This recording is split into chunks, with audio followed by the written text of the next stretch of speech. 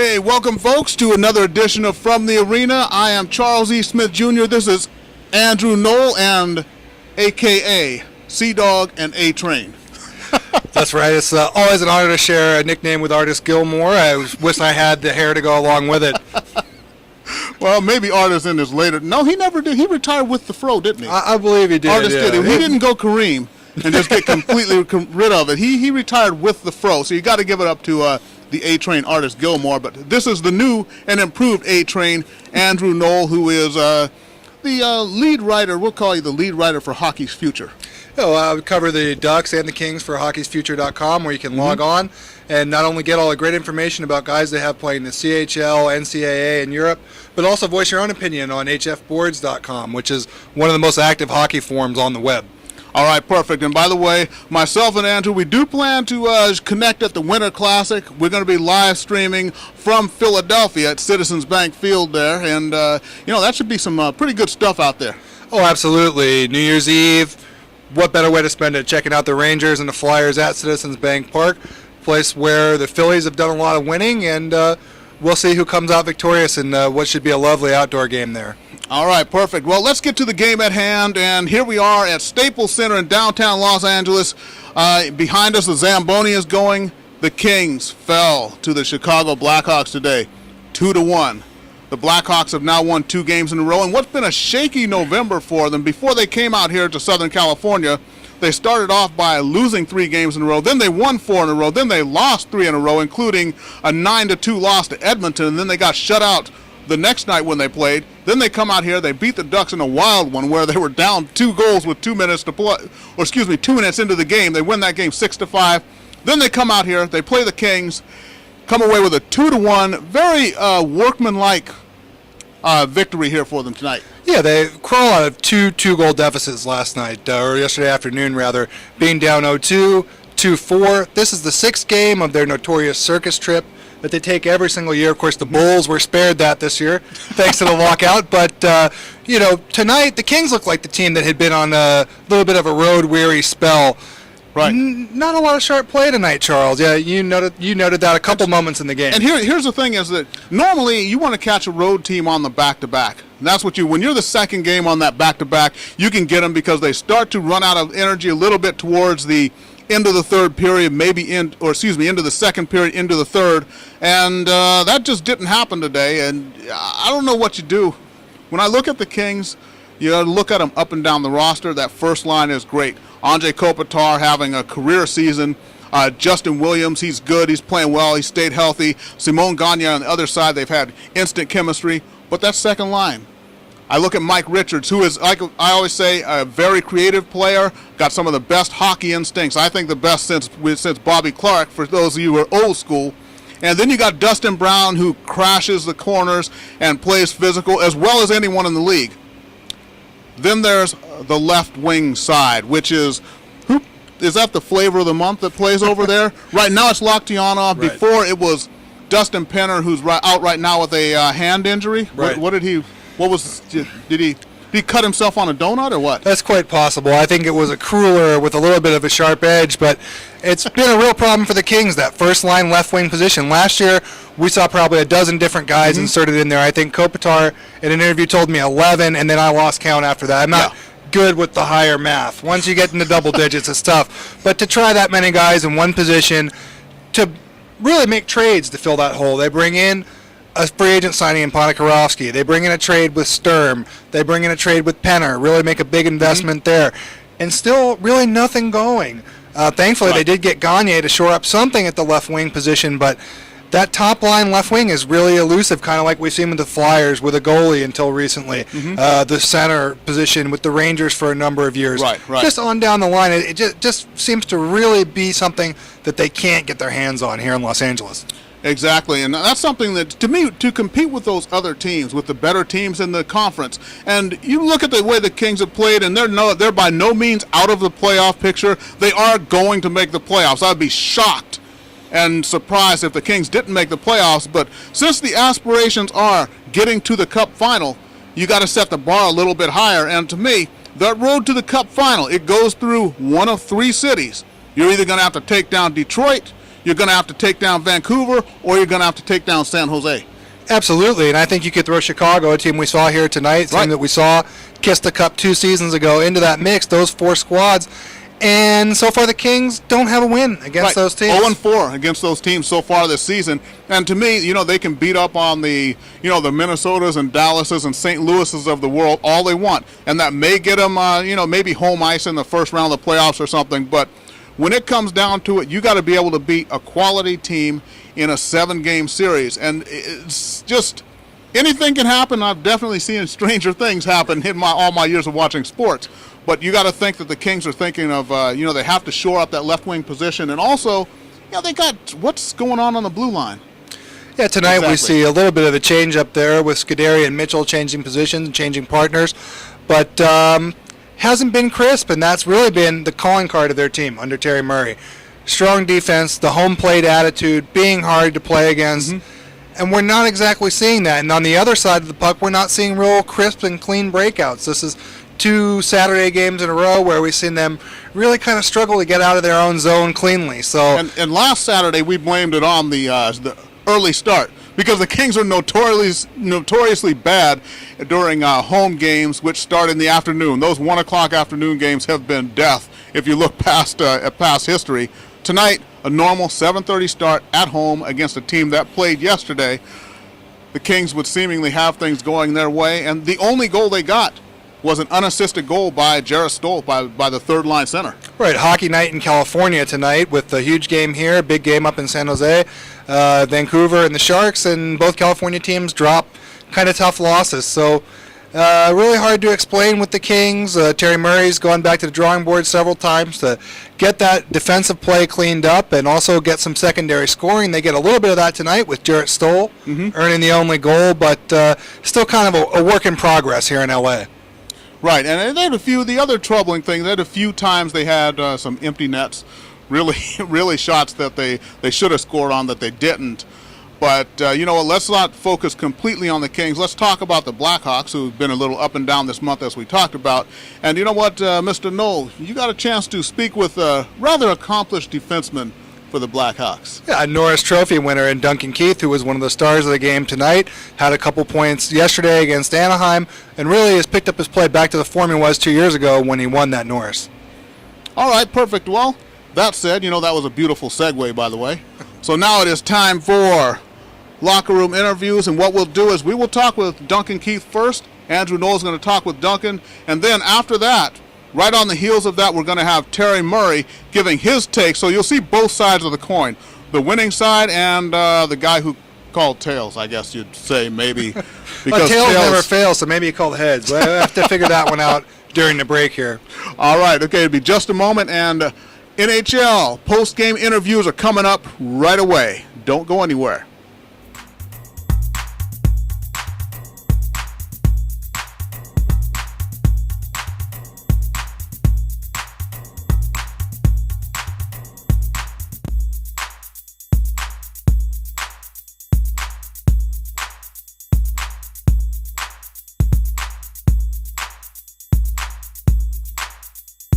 One of the stars for tonight's game.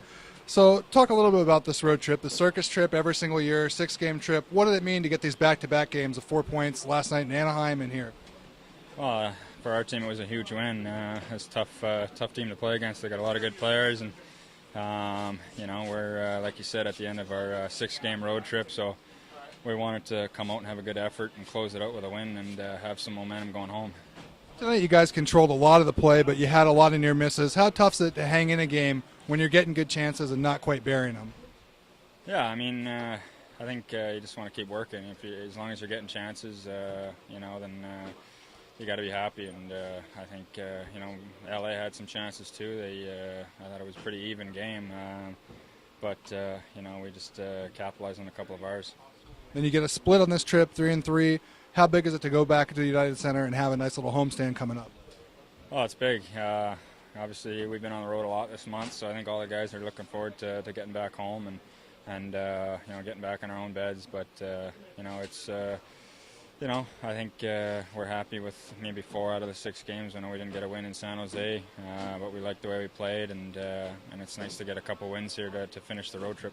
And then lastly, this season your core guys seem to be really carrying you. You've got Tays, Sharp, Kane, Hossa all around a point a game. You're producing kind of at career high clip maybe. What does it mean to have all your core guys kind of clicking at once? Well, it's I think you always got to have guys playing hard and producing. I think the guys who play a lot of minutes, it's shoulder a lot of the load for our success. But at the same time, I think we were all happy with a lot of the depth we have on our team. Guys we brought in have been great. O'Donnell and Myers and Carcillo. The list goes on. Brunette. They've all brought something to our team that we're extremely happy to have. Thanks, Duncan. Thanks. That turned into 2-on-0 would be probably a perfect example. Yeah, well, just shoot the puck on that. Exactly right. Just get it to the net. He's a left-hand shot. That's a one-timer for him. Now he throws it over to his partner, who's a left-hand shot, and there's no chance. So you're right. I mean, the attitude is that the only way you can score is getting pucks to the net, and we need to be much better than that. We've been talking about that for a couple of years, and clearly there's some critical situations in the game that we're passing up to give us an opportunity. And even if the puck doesn't go in, there's second and third chances lying around. Are we talking small differences because the races are so tight? You have a close game like this. Yeah, very close, very small. And the difference, you line everybody up in a goal line and race them to the other goal line. All the teams in the conference, there's not much difference. So it's that shot we're talking about. It's that block. It's that one save. It's that that makes a difference in the game. And again, we had many good looks here tonight. We had enough to win the game, and we're not scoring and we're not shooting enough. Coach, we talked about this the last few years too, and not winning enough at home. Oh, sure. I mean, that's right. You want to play well for your fans. And I think we played well. As we got to the second and third period, I liked our game. Early, we had a tough time settling in, passing and receiving passes, and getting organized on our breakouts. But overall, it was good. And you're right. You got to win for your fans. You got to win at home. Those are critical games. And you get into these kind of conference games against Chicago, where it demands a physical game, a hard game. They've come in here and won over the last couple of years, and we've got to find a way to get it done. Do you almost think of a home game as like a 4-pointer because you should win a percentage of them? You got to win a high percentage of them. Yep. A very high percentage in order to get in the playoffs. It's the difference might be just that home ice, that one game. So I think we understand that. We give a good effort. We had the opportunities again. It just didn't happen. Coach, you talked a little bit about the passing tonight. It seemed like there were a few kind of awkward plays. Quick hits Doughty in the chest with a clearing attempt, kind of a strange turnover by Williams there that almost led to a goal. What do you think of your team's mental focus and sharpness out there? Early in the game, I think in the first period, we were a little off.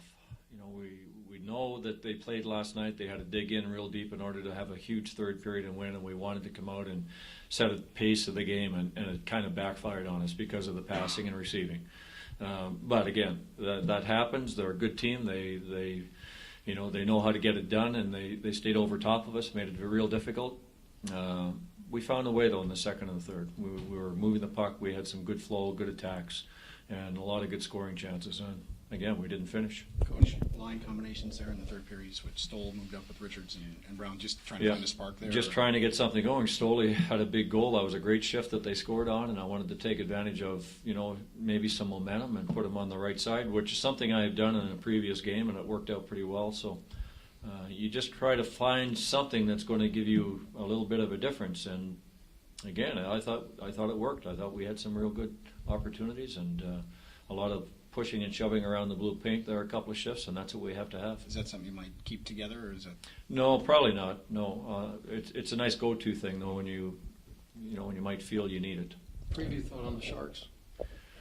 Oh, Sharks are rolling right now. They're really strong. I watched them play the other night on a pre-scout, and they've got it going. They're big. They're strong. They've got all parts of it clicking. Their power play is absolutely outstanding, and that's something that we have to be very careful of against San Jose. Is no reaching in, no careless penalties. Don't bring the referee into the game for any reason, and give ourselves that chance. Even though it's early, do you think of first place right now, just the fact that to get there as well against a team like that?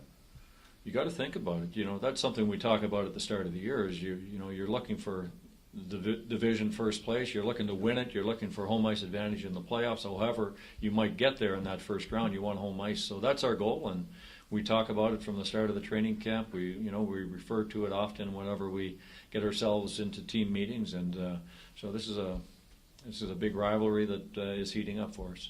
When you look at the top teams in the Western Conference, Chicago, Detroit, San Jose, Vancouver, that you played so far, all losses. How big is it to get that big win in San Jose, kind of have a signature win this season? Yeah, they are losses against those critical teams, and that's where we have to start to believe we're as good as those guys or better than those guys in order to get the job done. And if there's anything that creeps in, then you start overpassing. You're passing up those shooting opportunities and digging in the sense that you want to score some ugly goals. So our mindset is maybe off a little bit against those teams, and that's the part that we have to get back on track. Thanks, Coach. Thanks, Coach.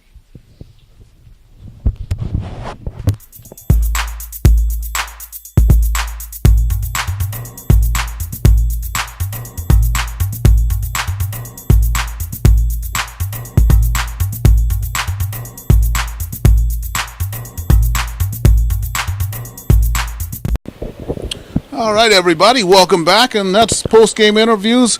I like that, Andrew, and one of the reasons I like working with this man is you're not afraid to ask those tough questions. And like we talked about before, you got to get those big wins against the the San Jose's, the Detroits, the Vancouvers of the world, and they didn't do that yet this year. No, absolutely. And if you're going to be an elite team in the conference, you have to start playing the elite teams in the conference in a very competitive way, because you're going to have to face them 7 times potentially, Right. with much higher stakes on the biggest stage in the hockey world. So I think what Terry was saying there is pretty much spot on. They can't overthink it and start trying to get too fine like they did tonight a few times, a little bit of overpassing, really trying to get that perfect goal.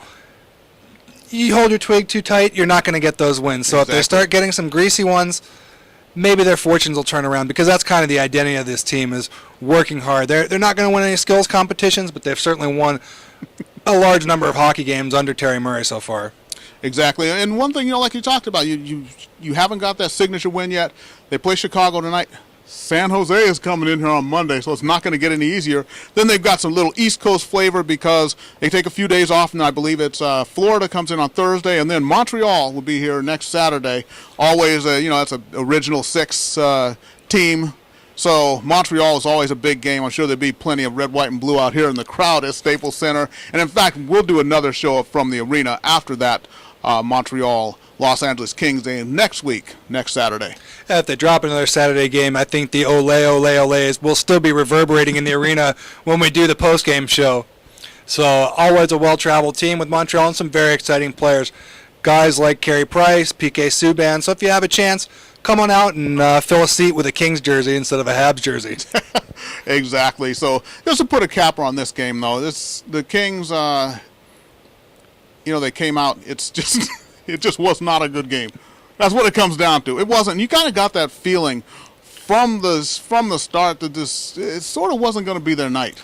Right. A little bit. We were discussing that up in the press box. Yeah. Every couple of minutes you pointed out something else that just said they weren't in sync. Had a clearing attempt by Jonathan Quick. Right. Hits Doughty square in the chest. Mm-hmm. Kind of a routine breakout. Justin Williams passes the puck right to Patrick Kane, sets him up with a breakaway.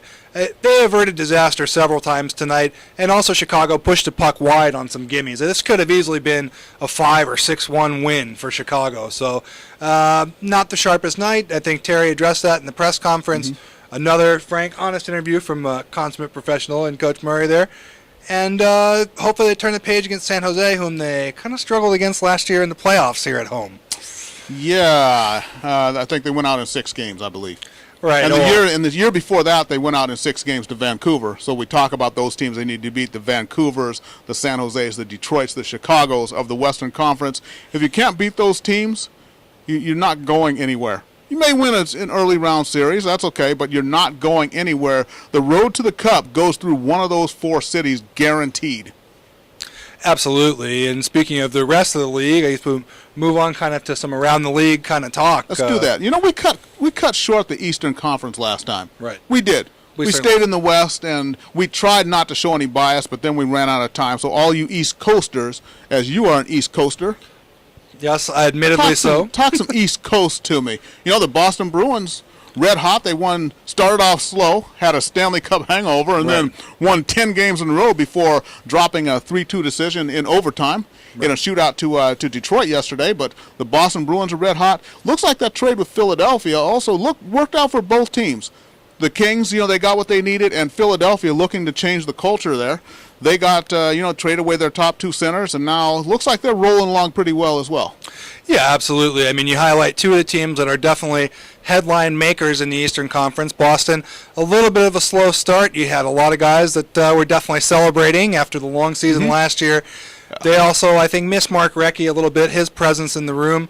But the plus side there is that Tyler Seguin is getting a ton of minutes. He was their leading scorer and really a phenomenal player, probably the best player from his draft class.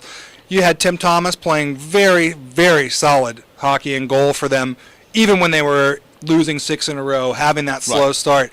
So he's been a constant for them. Chara is picking up his game, looking like a Norris Trophy candidate once again. And, they weren't going to go from champs to chumps. They really didn't lose that much. They added some talent, and I expect them to be in the mix as contenders. The team that I think fewer people were certain about was Philadelphia. And when you turn over half your team, you're not going to have a lot of solid pieces that you know what to expect from. But they've revamped their penalty kill. They've revamped really their whole forward group. And, of course, the guy that is the most notable is Claude Giroux. You had 2 guys that were maybe billed as franchise players with Carter and Richards. And their memory's fading fast when you've got a guy that can potentially play 30 minutes a night, that's second in the NHL in scoring, and that plays in all situations. Penalty kill, a wizard on the power play, kind of a mini Forsberg, and certainly an excellent player at even strength that just chews up a ton of ice time and at a very, very high activity level. Great motor on Giroux. All right. Then, one of the other teams over there, Buffalo, we know about Ryan Miller being pretty strong in net. Like I say about Ryan Miller, my only thing with Ryan Miller is he's a great goaltender, but I would like to see him start having his biggest games in the biggest moments. That's the one thing with Ryan Miller that I've had issues with personally with his whole career. Right, absolutely. And right now I think the Sabres would like to have Ryan Miller have big games in any moment. They've had Jonas Enroth come in for him while he's been injured. Of course, he sustained that concussion in the game against Boston. He got run by Lucic there, a lot of controversy. There was no suspension. I'll let the league sort that one out. You can talk to Brendan Shanahan about it. But, Enroth Well, Brendan Shanahan never liked goalies. No. You know that. Right, we know that. He put a lot of pucks past them, so maybe a little bit of a bias there. But Enroth has stepped in and played well. The strange thing to me about Buffalo is that they've got new ownership. They went out and spent a lot of money, but it's their homegrown guys that have been really prospering for them, guys that were there previously, Luke Adam, who came through their system, and the free agent acquisitions really haven't popped for him. And similar to that kind of paradoxical theme in net with Miller playing okay when he was there, and Enroth's come in and actually played very well. So just an odd situation, not sure what to make of it there with the Sabres. All right. Well, when you think about it, maybe look at the guys who came in. It adds a little depth to the team because they did get some solid players, and 2, it puts a little pressure on the guys, a little pressure, a little bit of competition for ice time maybe. So all of a sudden, maybe your minutes are not as secure as they once were. Oh, sure. Most definitely. And they've gotten some good depth there with guys like Leno. They bring in Robin Regeer, and that's been solid for them because Tyler Myers has been hurt. So kind of a revolving door with their personnel, but they're staying afloat in what's a pretty competitive division, and we'll just have to see how that shakes out. Definitely. And, of course, the big moment was the return this past Monday of Sid the Kid to the ice for the Penguins. Returns in a big way. 2 goals, 2 assists after having been out since January of this year. And, do you think maybe they planned it? So he's coming back against the Islanders. Islanders they tend to be rather user-friendly, shall we say. So he comes back against the Islanders. They shut him out 5-0. He gets 4 points. Stuff of legends. Oh, absolutely. I think it harkens back to Mario Lemieux's comeback, not to compare it to a return from cancer and all the things that Mario went through, but nevertheless, I think the people in Pittsburgh have to have a very similar feeling, and it's a great feeling for people all around the National Hockey League. As much as it may pain me to say it, we're talking about the best player on the planet Earth. When he's not in the game, I think the entire sport suffers. So for him to come back, have 4 points in that game, I think he's had a 3-point night since then. To really come back and be 100% is something that's just great for the game.